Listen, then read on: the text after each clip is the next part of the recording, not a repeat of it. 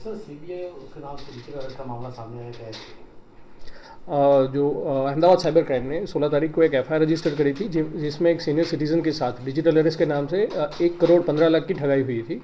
इस केस में पहले हमने 3 लोगों की अरेस्ट करी थी और उसमें जो 1 करोड़ 15 लाख रुपए है वो पूरे एक बालाजी एंटरप्राइज नाम के अकाउंट में ट्रांसफ़र हुए थे। तो उनके अकाउंट होल्डर सहित इस गैंग के 2 लोगों की हमने पहले अरेस्ट करी थी। इसी केस के कंटिन्यूएशन में हमारे पीआई वी आर डांगर और उनके पीएसआई मुनाफ सैयद इनकी टीम ने और 5 आरोपी की धरपकड़ अरेस्ट करी है, जिसके नाम है मिस्टर मावजी पटेल, एक है जिगर दीपक सोनी, जीतन चोखावाला, जतिन जोशी और एक है अनिल कुमार। ये 5 लोगों की धरपकड़ की है, जिसमें जो जिगर जोशी है उसके एचडीएफसी अकाउंट में ये फ्रॉड की रकम से 75 लाख का ट्रांजैक्शन हुआ था और 9 लाख उसने चेक से विड्रॉ किया था। जो वो 9 लाख रकम हमने उसके घर से बरामद करी है और उनको सीज़ किया है। और इसके अलावा जो 4 लोग हमने अरेस्ट किए वो चारों लोग यस बैंक में काम कर रहे हैं और ये क्रिमिनल गैंग के साथ मिलकर उनको अकाउंट ओपनिंग में और हेल्प कर रहे थे पैसा विड्रॉ करने में। जो पहले 3 आरोपी है मावजी पटेल है, एक जतिन है और दूसरा है दीपक। ये तीनों है वो यस बैंक की डीसा ब्रांच में काम कर रहे थे और उसमें मावजी पटेल है वो डिप्टी मैनेजर है और दूसरे दोनों है वो असिस्टेंट मैनेजर है।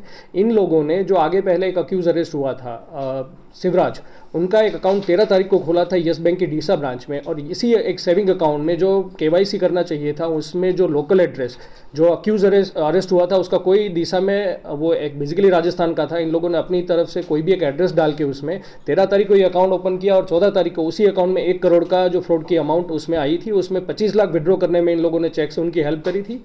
और जो चौथा आरोपी है अनिल कुमार, वो यस बैंक की मड़ता ब्रांच में एक पर्सनल बैंकर है और सेल्स का काम कर रहा है। जो बालाजी अकाउंट एंटरप्राइज का जो अकाउंट खुला था मड़ता ब्रांच में, वो भी अकाउंट हमारी इन्वेस्टिगेशन में ये साबित हुआ है कि ये अकाउंट एक होटल में खोला गया था और पूरे फर्जी केवाईसी करके उस अकाउंट को खोला गया था और उसमें इन लोगों को अपना कमीशन मिल रहा था। सर इसके अंदर बैंक कर्मचारी भी इन्वॉल्वमेंट है, तो क्या उनकी भी कोई उनका वो अकाउंट वो लिख देते थे या क्या थे? ये जो कोई भी अकाउंट या करंट अकाउंट या सेविंग अकाउंट ओपन होता है तो उसका केवाईसी करना और ड्यू डिलीजेंस करना एक रिस्पॉन्सिबिलिटी होती है बैंकर की। इसमें ये ध्यान में आया है कि जो बैंकिंग के डिप्टी मैनेजर है या सेल्स मैनेजर है वो इन लोगों के साथ ये जो बैंक अकाउंट ओपनिंग करने वाले जो ये फ्रॉड करती है अगर चाइनीज़ गैंग अलग अलग उनको जो अकाउंट की ज़रूरत होती है तो उनके जो एजेंट्स हैं उनके साथ मिल के ये अकाउंट्स खुलवाते हैं। इस पर्टिकुलर केस में ये था कि यस बैंक की डीसा ब्रांच के जो 3 डिप्टी मैनेजर और असिस्टेंट मैनेजर अरेस्ट हुए हैं, इन लोगों ने एक डील की थी कि जो 1 करोड़ रुपया उसके अकाउंट में आया था उसमें तो 10% उसको मिलने वाला था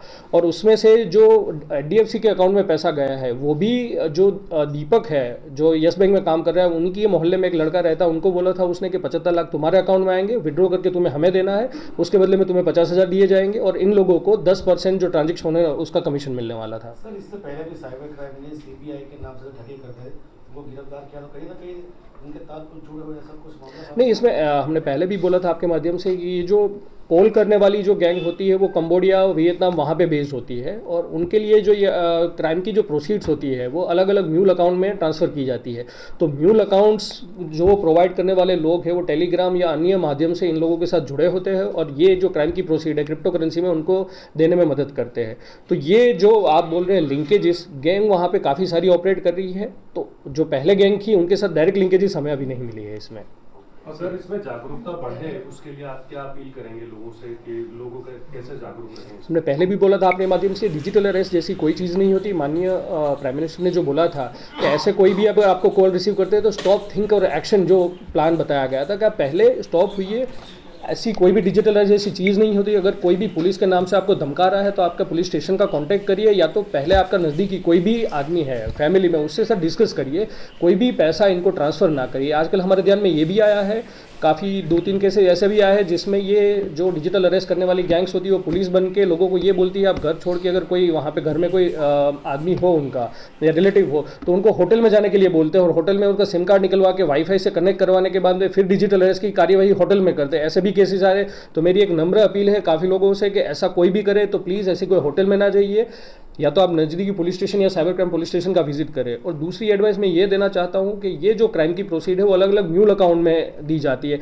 आजकल काफ़ी यूथ है जो ओवरनाइट पैसा कमाने के चक्कर में अपने अकाउंट प्रोवाइड कर रहे हैं। ये लोग जो गैंग्स होती है जनरली यूथ को ये बोलती है कि गेमिंग का पैसा आ रहा है उसमें, या तो कोई टैक्स बचाने के लिए पैसा आ रहा है। तो आप ऐसी कोई भी लालच में ना आए और अपना अकाउंट किसी को भी ना प्रोवाइड करें। अगर ऐसे कोई भी लोग आपको अप्रोच कर रहे हो तो प्लीज़ पुलिस को जान करें कि ऐसे लोग यहाँ पे ऐसे ऑपरेट कर रहे हैं।